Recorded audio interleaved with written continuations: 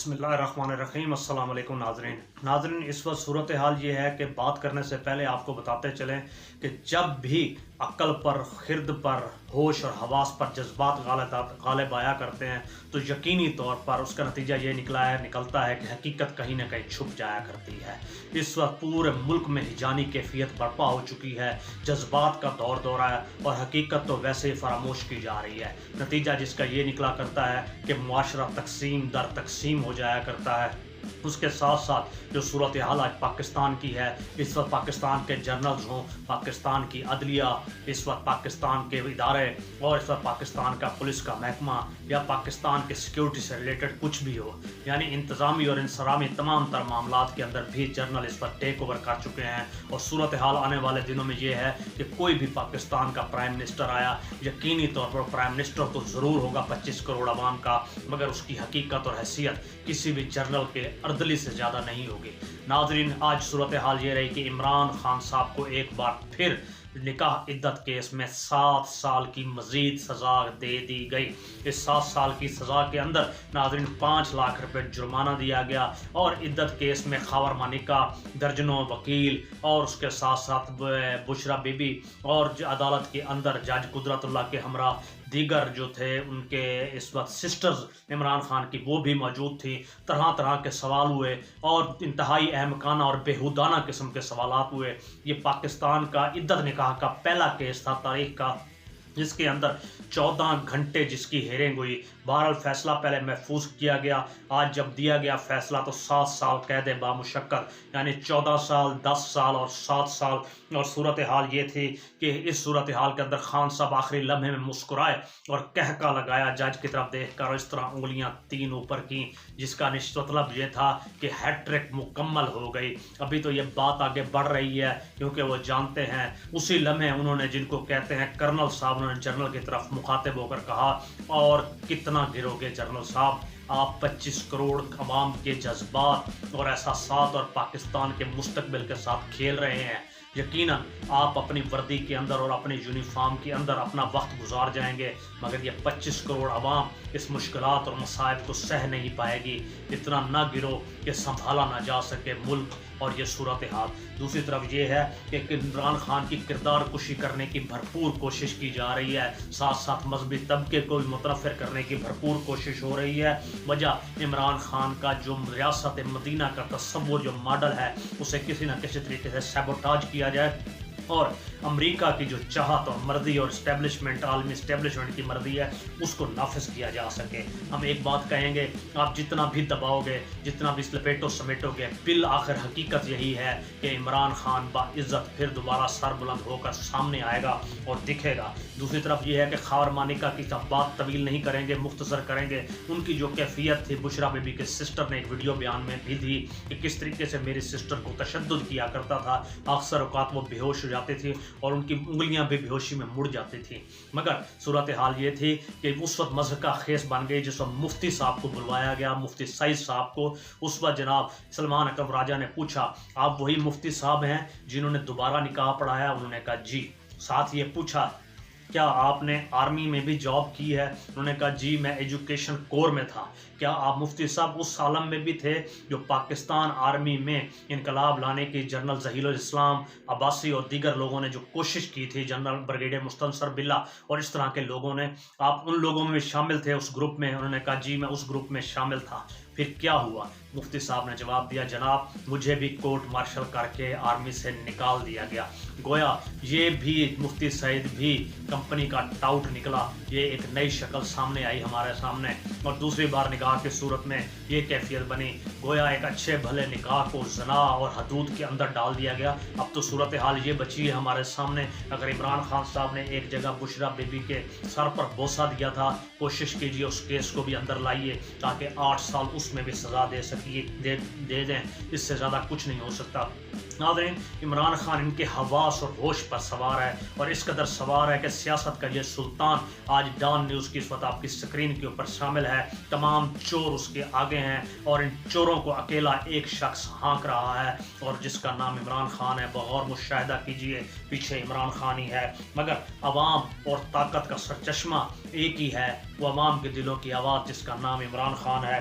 और रेफरेंडम जो इस वक्त 8 फरवरी को होगा वो गैरत और बेगैरत के चुनाव के दरमियान होगा। इनकी बेगैरती का आलम आप गौर कीजिए, ना फ़िका हनफी ना ही फ़िका जाफरी, बल्कि फ़िका अस्करिया के मुताबिक जो 7 साल कैद, 14 साल कैद, 10 साल कैद और आने वाले दिनों में जो मज़ीद भी कैदें दी जाएंगी, उसके अंदर मरियम नवाज़ कहती हैं हदूद केस में मैं जना का पर्चा भी इन पर करूँगी जहाँ संसार किया जाता है। आप अंदाज़ा लगाइए कौन सी खातून कह रही हैं जिनका अपनी ज़िंदगी गैराज में गुजरी, जो शादी से कबल हमल के साथ थी और जो शहबाज शरीफ की कैफियत थी, जो नवाज शरीफ की थी, मगर इनकी सियासत का तर्ज तरीक़ हमेशा से ऐसा बताया ये जा रहा है कि इस बार इस्लाम का किला तो पाकिस्तान को करार दिया जाता था, मगर सूरत हाल ये है कि इस वक्त पाकिस्तान अमेरिका का एक लारी अड्डा बन चुका है।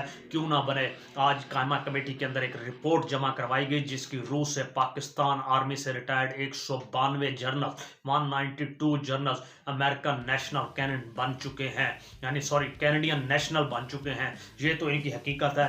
30 साल, 35 साल, 40 साल इस मुल्क में सर्व करने के बाद ऐसे दौड़े के जैसे इस मुल्क के थे ही नहीं। और उसके साथ साथ जो इद्दत निगाह केस के अंदर जो तमाशा चलता रहा, जो सूरत हाल बनती रही, इस वक्त कैफियत ये है कि जो सब जेल करार दिया गया बनी गाला को, उस हवाले से भी बुशरा बीबी से जब पूछा गया और इमरान खान से, उन्होंने कहा हमने किसी भी तरह की कोई दरख्वास्त पेश नहीं की। अब भी जब चाहे अडियाला जेल लेकर आए, ये जानबूझकर लेकर गए हैं, बल्कि वो कमरा जहाँ लेकर गए हैं उसकी खिड़कियों में इस वक्त ब्लैक पेपर लगा दिया गया है। ये मजीद अज़ियतनाक है। हम चाहते हैं बुशरा बीबी को भी आप यहीं पर लेकर आए अडियाला जेल के अंदर। इस वक्त नाजरीन कैफियत ये है कि जिस तरह भी ये करना चाह रहे हैं, इनकी भरपूर कोशिश है इमरान खान की तजलील की जाए, उससे रुस्वा किया जाए, कोशिश की जाए जिस तरीके से भी। सबसे बड़ी बात यह है कि 3 शराइत पेश की हैं इमरान खान साहब को, वो जर्नल्स की मानने के लिए कतई तौर पर तैयार नहीं है। और यही वजह है कि नून लीग जो बात कर रही है कि साड़ी तक गल हो गई है, यानी किन के साथ आपकी बात हो चुकी है, इन्हीं बूट वालों के साथ हो चुकी है। अब जहाँ भी नून लीग जलसा कर रही है, आप ज़रा हकीकत मुलाहिजा कीजिए। फैसलाबाद में जलसा हुआ, बात बार बार सड़कों की करते हैं, ऑरेंज ट्रेन की करते हैं। हजूर, ऑरेंज ट्रेन का 14 अरब रुपए सालाना खसारा है जो आम आवाम की जेब से ही निकलेगा।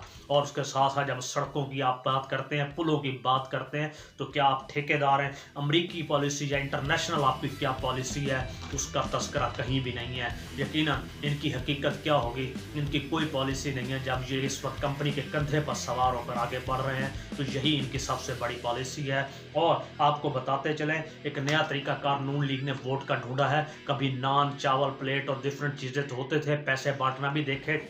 इस वक्त एक वीडियो आपकी स्क्रीन पर दिखाते हैं जहां अपने हलके के लोगों को 10-10 लीटर पेट्रोल फ्री दिया गया। 10 लीटर पेट्रोल फ्री। और एक जगह तो जलसे के अंदर सूरत हाल ये थी, जलसे में तशरीफ़ लाइए, साथ साथ मुजरे से भी महजूज हुई है और एक बेहतरीन किस्म का ख्वाजा शराब मुजरे के लिए लाया गया है। उस डांस से भी मुस्तफ़ीद हुई है ताकि आपका और भी फ़ायदा हो। गोया वोट के लिए अब नान से बढ़कर 10 लीटर पेट्रोल और मुजरे की पेशकश है नून लीग की तरफ से। क्या ये खूब हमारी सियासत है?